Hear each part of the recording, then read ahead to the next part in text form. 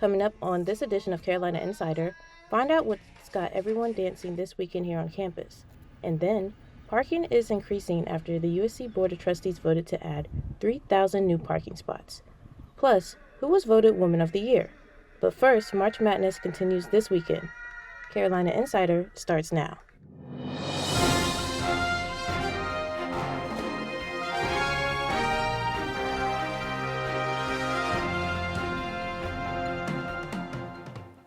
Hello, and thank you for joining us. I'm Ciera Shackelford. Our top story today, after winning their first two games of March Madness, the Lady Gamecocks are moving on to the Sweet 16. They'll play UCLA on Saturday at 2 o'clock in Greenville. This is the 9th time this decade that South Carolina has made it this far. Coach Dawn Staley is looking for her third national championship with the program since becoming head coach in 2008. While Staley has been successful on the court, she's also found success off the court. USA Today selected Staley as their Woman of the Year in South Carolina, although Staley has had a historic season with the Gamecocks this year. That was not the only reason she's been celebrated. USA Today calls her a passionate advocate for racial justice and equal pay. She encourages all athletes and women using their voice for good. After long calling for more parking, USC students also appear to be getting a big win. More parking is coming to campus. According to the Daily Gamecock, the Board of Trustees has agreed to add 3,000 new campus parking spots by fall 2023. USC will add the parking to the Horizon Garage by Assembly Street and Discovery Garage by Park Street. Parking has been a problem for all people on campus, but especially those with special needs.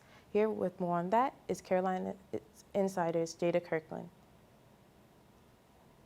For graduate student Barbara Rower, close parking isn't a luxury but a necessity. Even with her accessible parking sticker, she still struggles to find parking for her classes in McKissick and the Thomas Cooper Library. If I was having a really challenging day, I would probably end up missing a class. Rower contacted Parking Services and they told her that they meet the Americans with Disabilities Act parking guidelines. Kobe Paget, a spokesperson for USC Parking, says they do not have plans to add more accessible parking. Talking about closer to the horseshoe, where we don't have a lot of parking next to the horseshoe to begin with, so it's very hard for us to add more accessible parking.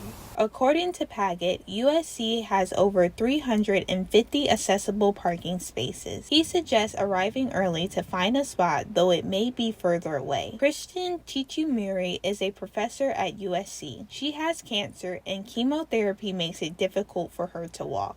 If I need to go to my geology office and pick something up, I have to park at McKissick essentially and figure out a way to get over there. People who need accessible parking can also struggle when those without disabilities use accessible parks. For now, Rower's hunt for accessible parking will continue. For Carolina Insider, I'm Jada Kirkland. Would you like to raise money for a good cause while dancing the day away? The USC Dance Marathon is on a mission to raise money for the Prisma Health Children's Hospital. Here with more details on that in today's Cocky Spotlight is Madelyn Weston. Madelyn? That's right, Ciera. The USC Dance Marathon is a program with Children's Miracle Network hospitals that raises money. Donations support life-saving treatments, innovative research, and financial assistance for families. Last year, participants brought their energy to the dance floor, busting out some new moves. It's been 25 years since Dance Marathon was founded, and there are now over 250 students on the internal staff team. The president says they opened the USC Dance Marathon playground at the Children's Hospital in 2021. So kids are able to go down there during their stay at the hospital and just get to be outdoors and enjoy some fresh air while they're staying at the hospital. If you want to participate, it's not too late. You can scan this QR code and sign up as an individual or as a team. So far, more than 1,400 participants have already joined on a mission to help sick and injured kids in our local community. The main event will be tomorrow from 9 a.m. to 11 p.m. in the Strom. This year, the Beamer Family Foundation has joined the dance, and AFLAC is continuing their support as well.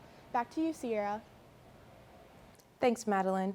Finally, today, if sports are more your speed, South Carolina baseball will be playing their SEC home opener series this weekend against Missouri. Games will be played today, tomorrow, and Sunday at Founders Park. So far this year, the team is undefeated at home and in SEC play, earning them 11th rank in the country. That's it for this edition of Carolina Insider, a student production here in the Kennedy Greenhouse studio in the School of Journalism and Mass Communications. Thank you for joining us. We'll see you back here next week.